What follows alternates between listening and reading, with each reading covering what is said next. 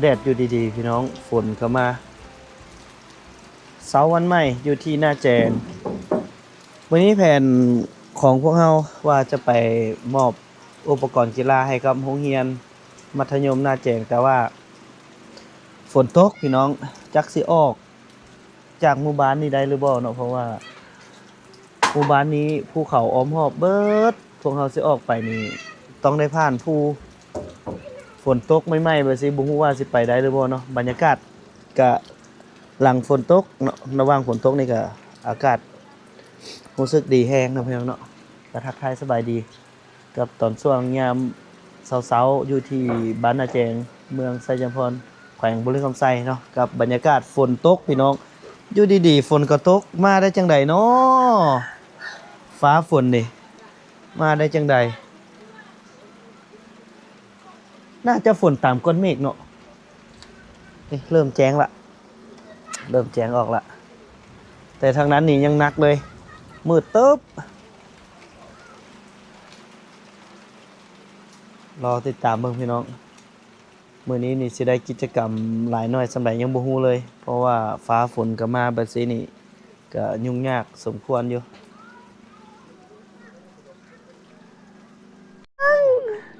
ไปเฮ็ดหยังตั้งย่างไปแล้วลืมกุญแจรถไปขึ้นเอาเบาสุกนี่เบาสุกนี่ต้องไปกับเอาธงลงมาให้อายเลยเด้อมาเดี๋ยวสิออกไปก่อนตอนสวยๆจังมอบเพิ่นเอาเข้าไปคำกุณาก่อนแม่นไปพี่น้องเดี๋ยวเข้าไปคำกุณาก่อนที่จะมามอบอุปกรณ์กีฬาเนาะลูกบอลกับแบดมินตันประมาณนี้แล้วโอ้โอ้โถว้ายโอ้ฝนตกแล้วลื่นเถอะวะเส้นทางนี่ฝนตกแล้วก็มืนไปเดี๋ยวเราไปคำกุณากันอันนี้เอาไปปะไว้ก่อนเถอะนี่แล้วเราไปพุ่นก่อนคำกุณากันบัดซีเมื่อเทตอนสวยๆก่อนยังมอบลงลืมกระแจอีกผมลืมกระแจยังวะได้บอกไปเที่ยงมาครับบอก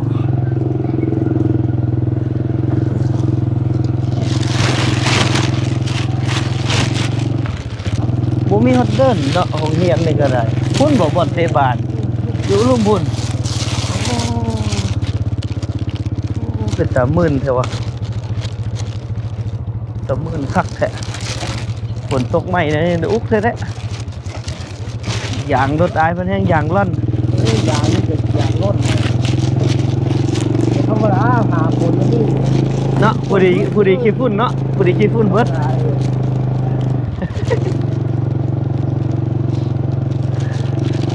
ฝนตกฝนซิละแดดออกแม่คักแหละ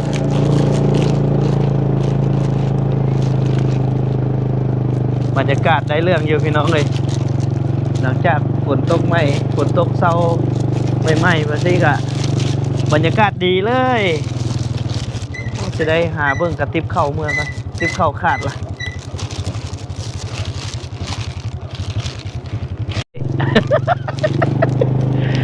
โอ้เอาสิเจอของดีตอนไหนบูเด้อฝนตกเศร้าไหมไปสิพี่น้องเอ้ยสิมีช็อตเด็ดหรือบ่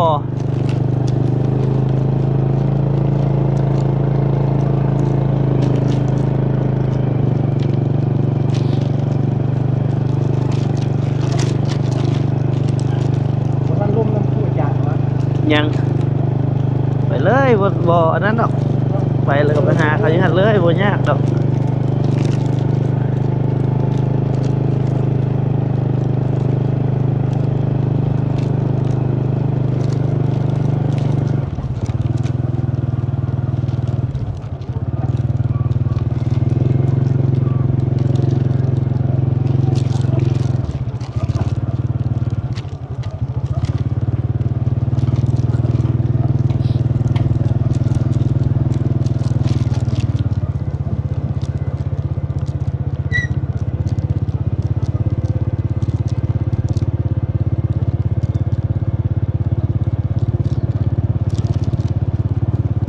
มีบ่อนนั่น นี่บอนเขาสูบบ่บานนี่ เขาก็สูบ โอ้ ตาม นี่เนาะเขาก็ลืมให้สูบอยู่อันหันแปลงรถนี่อยู่คำกุนามีบ่โดมีหันเดียวนี่โอ้เป็นอย่างนั้นเขามีบังสูบอยู่ สูบไปสูบห้านั่นก็ได้ฮะเขาหมอนั่น เออ หมอเนี่ยหมอนั่นเขาที่ห้ามแข็ง เออสูบหันใดก็สูบคันว่าสูบมันก็มีบังสูบอยู่แต่มันก็สิหึงอยู่ห่วยห่วยห่วยห่วยห่วยเฮ้ยเฮ้ยเฮ้ยเฮ้ยเฮ้ยเฮ้ยเฮ้ยเฮ้ยระวังระวังเฮ้ยเฮ้ยเฮ้ยเฮ้ยเด้อเด้อเด้อเด้อเด้อเด้อเด้อระวังระวังเดี๋ยวดิเอาเออสิได้เห็นสัตว์เด็ดหรือเปล่าอย่าได้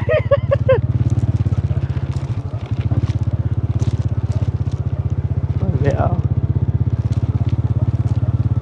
โอ้อุกเลยพี่น้องขาครับนี่คันแดดออกหน่อยนึงก็ยังใครให้ดินมันแห้งเพราะว่าอย่างรถเบาเตียงบ่แม่นอย่างหนามซ้ำเบาซุกนี่ใครแด้เป็นอย่างหนาม ยามนี่เราเคยเขียนข้อมอย่างว่าแล้ว คันยามฝนเขาก็จัดเต็มแล้ว กุ้มเหิงอีหลีได้อย่างหนามได้นานซอดอีก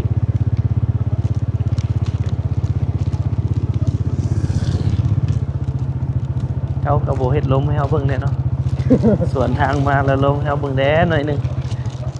ลงจากบ้านเขาซื้อหน่อย เขาด่าหัวแล้วเนาะเพราะว่าดอกพี่น้องเลยไม่อยากให้เกิดดอก แต่ว่าฝนตกถนนก็สิมืนหนทางก็มืนเพราะว่าเป็นหนทางแดงทางดินดากเนาะ ถ้าดีจะ ทางดินดากมันก็เป็นอัน นี่ นี้ มาคืนไม่ให้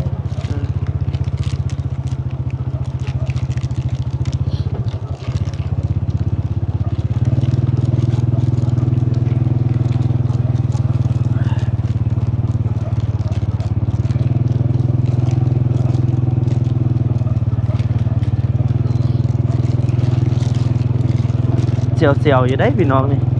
เจียวนี้นี่ก็ยังมืนอยู่ได้นี่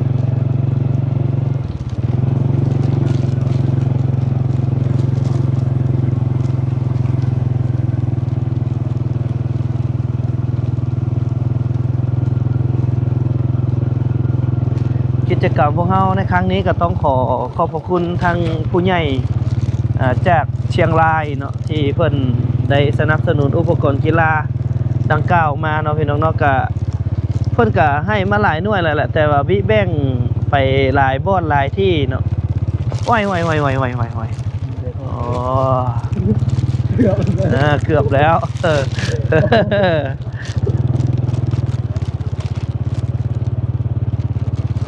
วิแบ่งไปหลายโรงเรียนเนาะสองบ่อนละที่บ่เตียงเอาไปแล้วเรือ4หน่วยก็สิได้มอบให้ทางโรงเรียนมัธยมเพิ่นเลยว้าโอ้เจือกขนาดเลย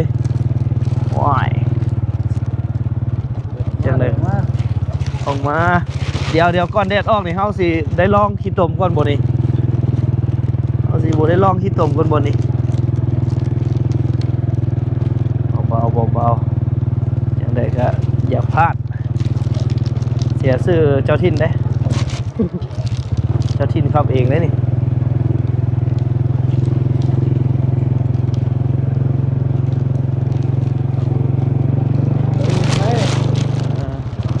แต่นี่ใครแน่เนาะโอ้เบิ่งทางข้างหน้าพี่น้องตะเวนขึ้นน้ำหมอกตะเวนตองกับน้ำหมอกสวยงามเป็นภาพที่สวยงามปะทะกับมันสิปะทะกับอย่างนี้กับขี้ตมนักเรียนมาแล้วเนาะเขาเจ้าเข้าแล้วบ่8 โมงป่ายโอ้บ่อยากสบายปานใดเช้านี้บ่อยากสบายเดี๋ยวปะอันอุปกรณ์กีฬาน้อยๆนี่ไว้ก่อนแล้วจังสูบมักบานลูกบานเอาหมกบานมาให้โรงเรียนนี่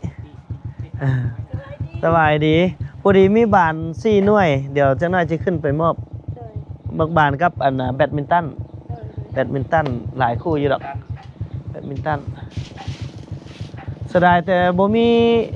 บานตีกับตะเกาะเพราะว่าอยู่นี่เขาเจ้ามักเนาะ แม่นก็ เอาไว้เถอะหน้า FC ก็ได้ถ้าว่า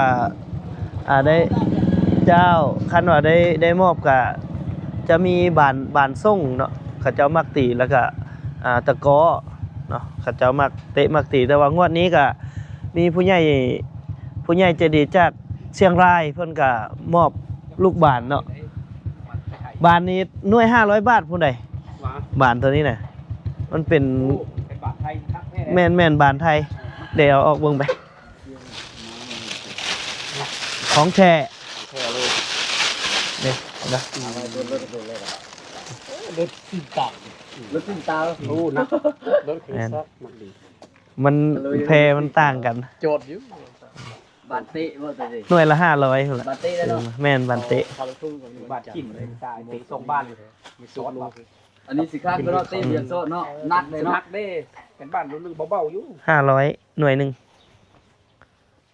ซื้ออยู่ฝั่งนั้นได้500 เป็นเขามาส่งจังไก่เนาะ จ่ายเด้ มาส่งอยู่พี่นี่ ก็มีปลายเด้มาหอด อันนี้นี่อันมือสบู่อินเตะอันนี้ นั่นแหละแบดมินตันนี่เขาเจ้าบ่ค่อยลิ้นพี่น้องแต่ว่าเขาเจ้าจะมักลิ้นกระต้อกระต้อกับบานตีว่าสินะ อันนี้บ่มีโรงเรียนโรงเรียน แล้วก็บ่มีจักเทื่อแม่นบ่ เออ ตั้งโรงเรียนมาเขาบ่มีจักเทื่อได้ นี่แหละสิลองเบิ่งนี่แหละสิลองเบิ่งสิลองมอบแล้วให้เพิ่นได้ลิ้นลองเบิ่งเออไปเดี๋ยวเฮาไปพุ่นก่อนเนาะไปพุ่นก่อนหรือว่าเพิ่นยังรวมล็อกทุ่งบ่ เออ เออหรือว่ารอเพิ่นแล้วก็มอบเลยเนาะทางนั้นนัดแล้วเนาะเพิ่นบ่ไปดอก อั เนาะ นนี้เลยมอบอยู่รับ มอบล็อกทุ่งเลยเนาะ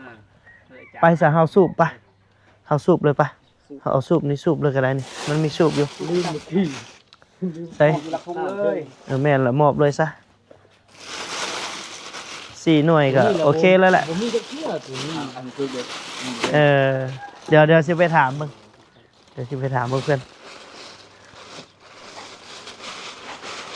เป็นบ่ายเบิ่งคักอยู่บ่ มาสู้ขึ้นมา นั่นน่ะ เออ นั่นน่ะ มีสีบุทันนะฮะ ลองเบิ่ง หนักแน่ ไปตั้งโรงเรียนนี่บ่มีเนาะ ลิ้นคันมีแท้ก็ลิ้นอยู่แล้ว เอาเฟสเลย บ่อยากเท่แต่โก ไม่ไปเอาบังสูบอยู่ข้างล่างเลยสูบเยอะ เอาวังสูบอยู่เหรอ ข้างล่างเลยสอดดูพื้นล่างได้ไปรถกันนะเด้อ บ่อยากแพ้มันเด้อ เฟส ถ้าสูบเยอะมาเนาะ เอาสูบเยอะเสร็จได้เรื่องอยู่เลยก็ใส่ตัวนี้ ตัวนี้ออกอ่ะ อืม ตรงนี้ก่อน ดึงตัวนี้ดึงออกเลย ดึงออกแล้วเข็มมันซื่อๆ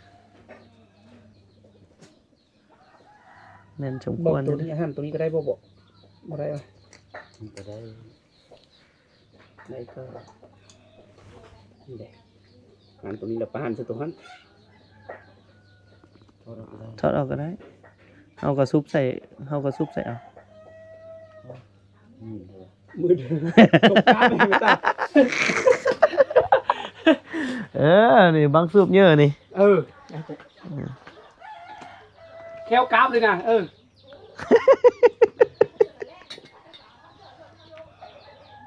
บ่ออก เดี๋ยวเบิ่ง โอ้จนปี โอ้สิได้อยู่บ่บาดนี้เอา ได้อยู่ ว่าเข็มสูบมันก็มีนะจัน เข็มสูบสปีดนึงอยู่นะเนาะ เข็มปี ได้นะนี่ตัวกัดออกมาเลยนะ ไปบ่สุกเดี๋ยวย่างขึ้นเทิงก่อนพี่น้องเลยว่าจะมอบอุปกรณ์ก็เล็กๆน้อยๆเนาะบานบาน4เหลือ4ลูกเนาะที่บ่ถึงคำจะมอบแล้วก็ไม้แบดมินตัน3คู่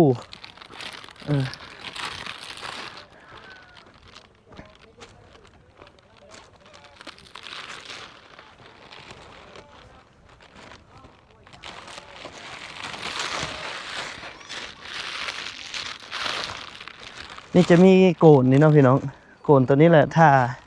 ถ้ามีตะข่ายมาใส่ก็คักอยู่เพิ่นว่าเพิ่นสิจัดกีฬาอยู่เนาะ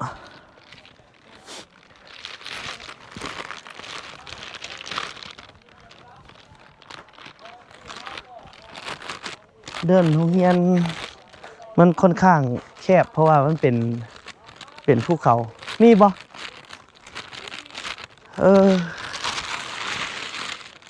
เอาเป็นนั่นลูกเหี่ยวก็ได้บ่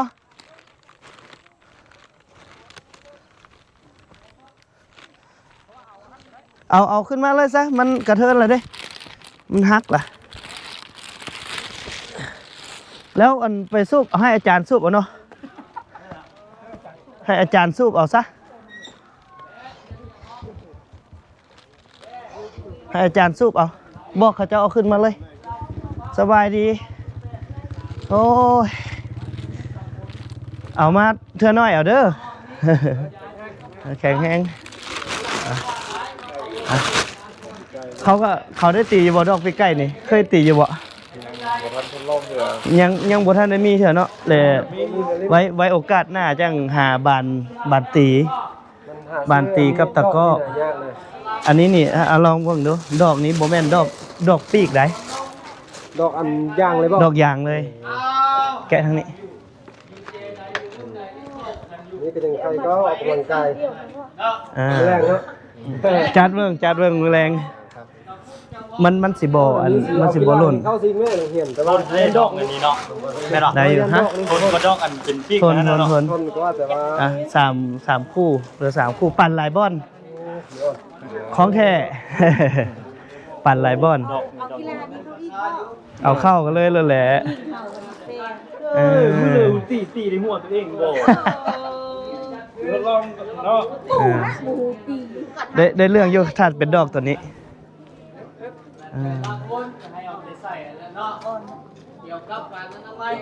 มันสีอันไข่กว่าอันโตดอกเป็นขนเหมือนบ่เป็นขนมันมักถอนมันเป็นคนแต่ว่าตีคักมันคนแต่แม่นมันสิตีคักมันแบบว่ามันใส่แข่งขันแบบระดับมันนั้นเด้มากเลยมันคักเดียวได้ตีตัวนี้แม่น FC จากเชียงรายเพิ่นฝากมาเชียงรายจากเชียงรายกับมักบาน4หน่วยเพิ่นเอามา6หน่วยหั่นแหละแต่ว่าเฮาแบ่งหลายบ่อนลูกบานก็หน่วยนึง500ตัวเพิ่นซื้อมาเฉพาะราคาอยู่พุ่นตามที่เฮาเห็นเพิ่นติดไว้ในลูกบานเดี๋ยวเฮาก็สิมอบจักหน่อยบุญนึงพี่น้องเดี๋ยวเอาลูกบานมาตึมที่จริงเข็มเฮาก็เอามาบัดสิสูบแล้วผัดมันหลุดออกน่าลองตีบ้างเด้อคือว่าของเขาก็มีเจอแต่ว่าที่กับหญ้าไปกินกันแล้วคือน้ำบอลลึกแต่ว่าบ่เห็นหึงคือหลายคือวัยรุ่นมาแข็งที่บ้านล่ะยังเอามักบานแล้วให้ทั้งอาจารย์ประสุกเอาเนาะเพราะว่าสิใช้เข็มว่าเข็มมาผัดดึงไปดึงมาขาดซับอันนึงผัดปะอยู่บ้านกว้างพุ่นเสียดายอยู่พี่น้องเดี๋ยวให้บอสุกเอาขึ้นมาตอนนี้เพื่อนกำลังรวมหลักทุ่งอยู่แล้วพี่น้องที่เป็นต้นมอบของขวัญเนาะขออนุญาตเด้อ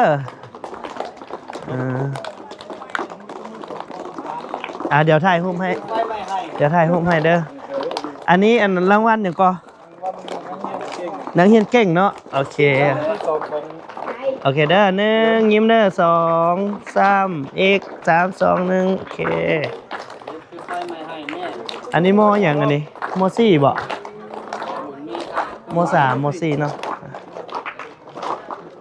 3 2 1โอเคงาม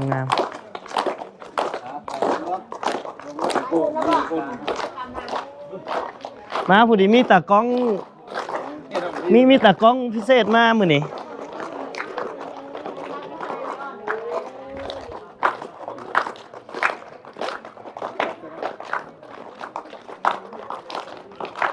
พอดีจังน้อยจังจัดอันน่ะมอบอุปกรณ์กีฬาอยู่ในนี้เลยพอดีเหมาะเลยคือด้านขึ้นมาเธอเบาสุกนี่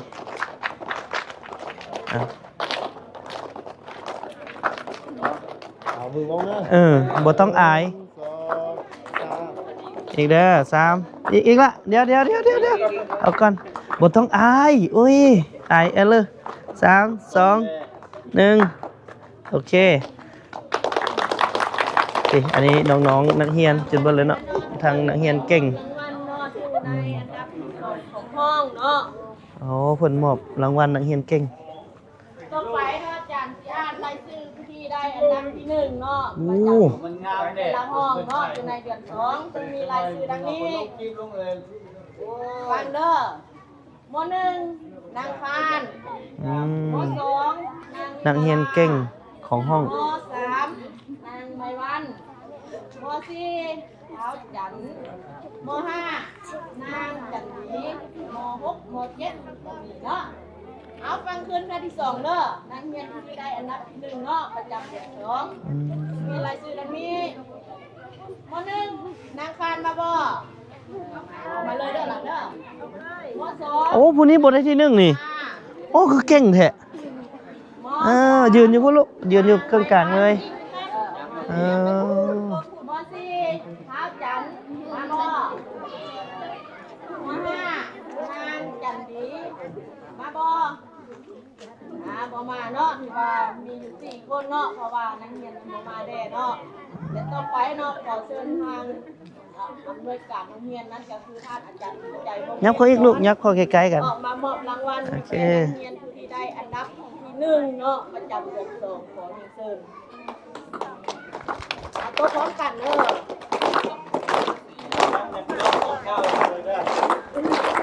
โอ้ บ้าเก็บความหนักได้ บ่ธรรมดาเนาะ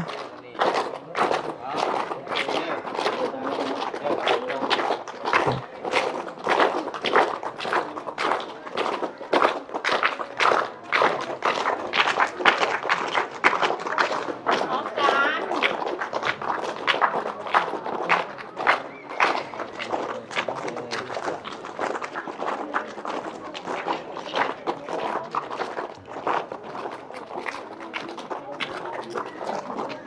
เอาโต๊ะบ่ โอเคถ่ายรูปร่วม3 2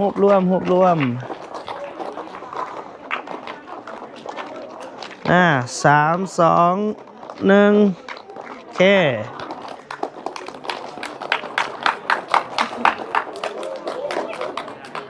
เอาพันไปนั่นคือว่าเป็นการมอบรางวัลเนาะประจำเดือนสองของเรียนเฮาเนาะ บ่สุก เป็นยังไง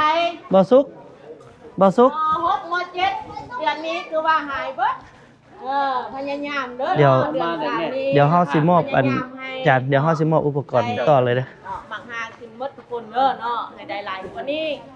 เดี๋ยวถ่ายรูปนะ วันเนาะที่ครูอาจารย์มอบให้ก็ละนึกเนาะท้ายคืนนี้ เอามาพี่เลย ได้ความเก็บเนาะ เอามาพี่เลย เข้าน้ำกันเด้ออาจารย์เด้อหลายๆคนมันจังมีอันนั้นไปเอาไปเลยตัวมอบน้ำกันเลยทุกอย่างซื้อกับ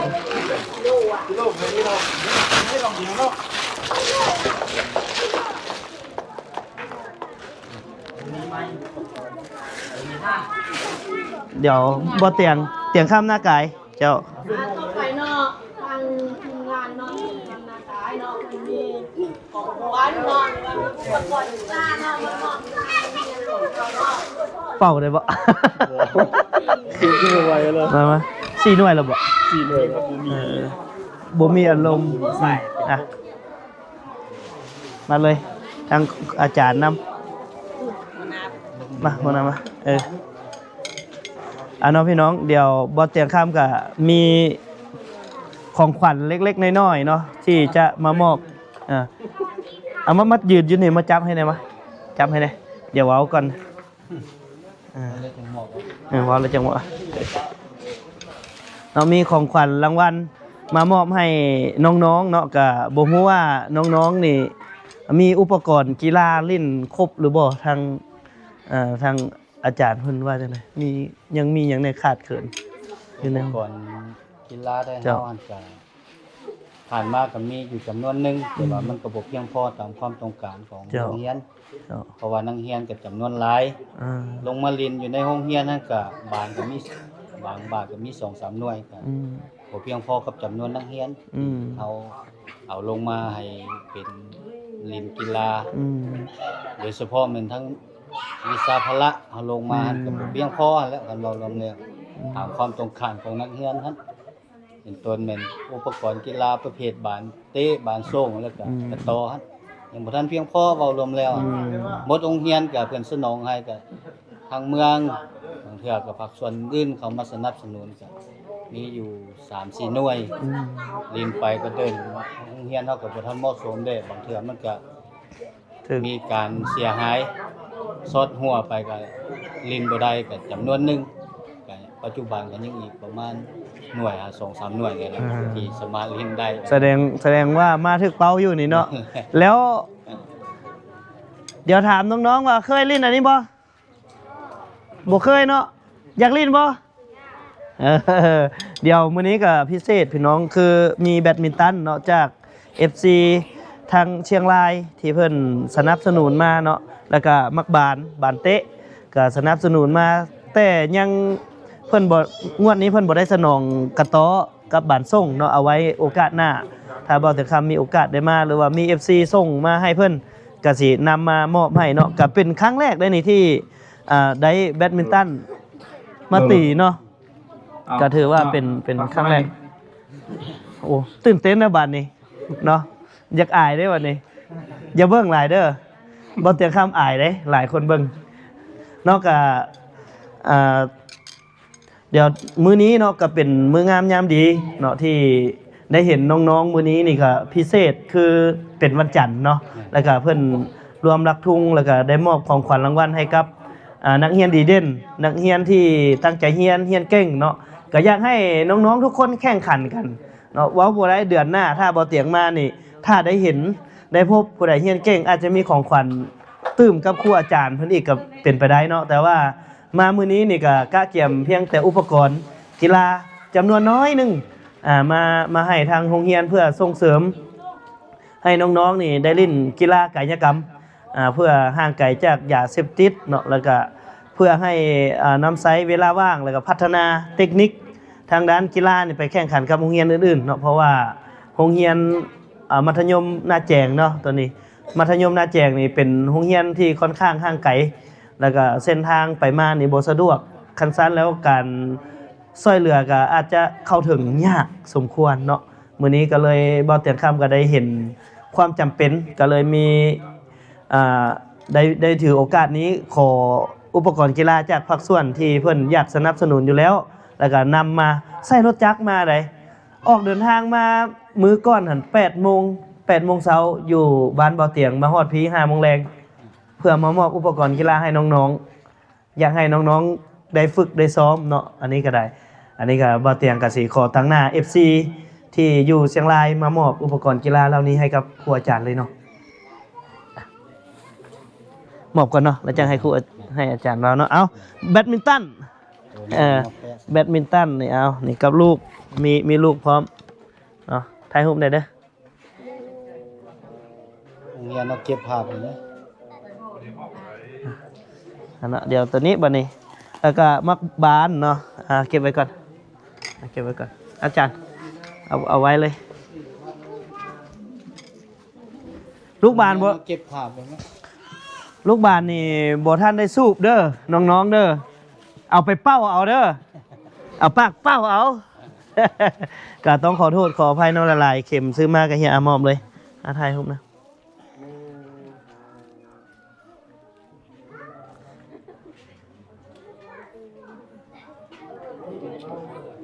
โอเคเนาะลูกบานก็ของแท้อยู่ดอก อันนั้นอยู่ดอกคักอยู่ ดีเนาะ นุ่มๆหน่วยซื้ออยู่เพิ่นหน่วยละ500หน่วยละ500 บาทรวมๆเดี๋ยวขออนุญาตก่อนเลยนี่เอาล่ะเนาะหลังจากมอบของขวัญเนาะหรือว่ามอบอุปกรณ์เพื่อให้น้องๆได้ไปฝึกซ้อมเนาะก็บ่เตียงคำในนามสื่อออนไลน์หรือว่าต่างหน้าสะพานของสังคมที่ได้มามีโอกาสมามอบให้ โรงเรียนนาแจงก็ยังหลายๆโรงเรียนเนาะอยู่ในขอบเขตนี้โรงเรียนประถมนำเนาะอาจารย์เนาะที่ว่ายังรอคันสิว่าแล้วก็ยังรอการซัพพอร์ตการสนับสนุนจากภาคส่วนที่เกี่ยวข้องบ่ว่าจะอยู่ภายในแล้วก็ต่างประเทศเนาะถ้าท่านใดที่อยากจะมามอบด้วยตนเองแบบสิอยากมาเป็นคาราวานหรือเป็นทีมเนาะอันนี้บ่เตียงคำนี่ก็สิรับเป็นธุระในการประสานงานกับโรงเรียนประสานงานกับภาคส่วนที่เกี่ยวข้องเพื่อนำเสนอให้เพิ่นได้ต้อนรับเข้าสู่ในการมามอบของท่านเนาะแต่ว่าก่อนที่บ่เตียงคำจะได้ลำลาหรือว่าออกจากโรงเรียนนี้ไปก็สิเดี๋ยวให้ทางครูอาจารย์เพิ่นได้กล่าวความขอบใจทางผู้ใหญ่ใจดีเนาะที่เพิ่นมอบอุปกรณ์เหล่านี้ให้เนาะขอเชิญ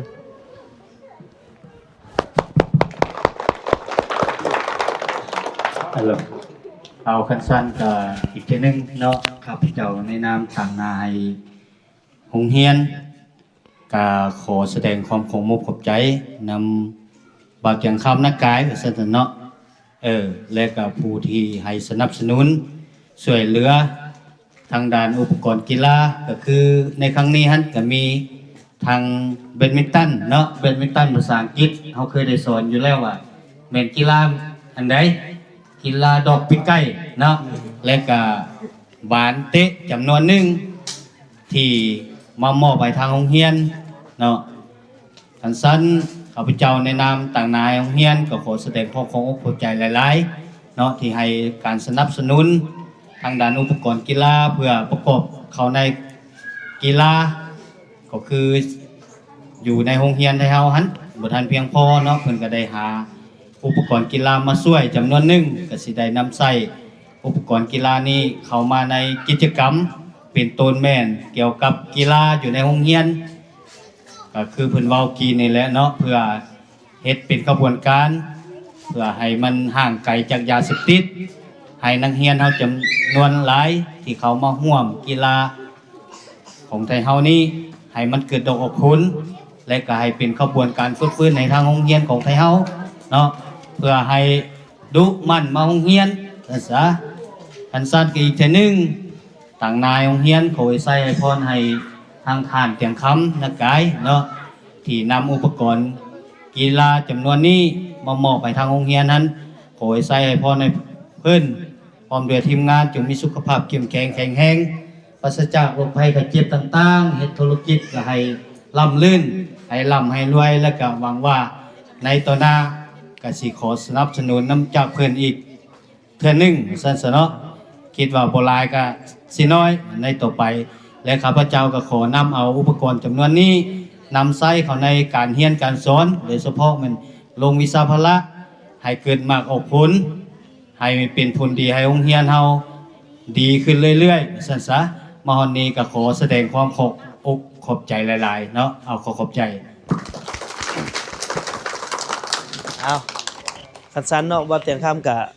บ่มีหยังแล้วพี่น้องเอ้ยก็มอบให้เพิ่นแล้วเฮาก็สิได้ออกเดินทางไปต่อเนาะก็ต้องขอบใจทั้งผู้ใหญ่ใจดีทุกท่านที่สนับสนุนเนาะแต่อุปกรณ์เหล่านี้นี่มันก็ยังบ่ทันได้เพียงพอพี่น้องโดยเฉพาะแม่นการลิ้นของน้องๆนี่ก็ยังมีบานส่งก็คือวอลเลย์บอลเนาะแล้วก็หมากกระเตาะเนาะหรือว่าภาษาไทยเพิ่นสิว่าตะก้อตะก้อเนาะแต่เฮาแล้วมันกระเตาะหวายอันนี้ก็น้องๆเพิ่นก็สิได้ลิ้นคือว่ามีกิจกรรมแม่นบ่เตรียมเฮ็ดกิจกรรมแม่นบ่กิจกรรมตอนรับวันที่8เดือน3นี้วันที่8วันแม่นยิงสากลเจ้า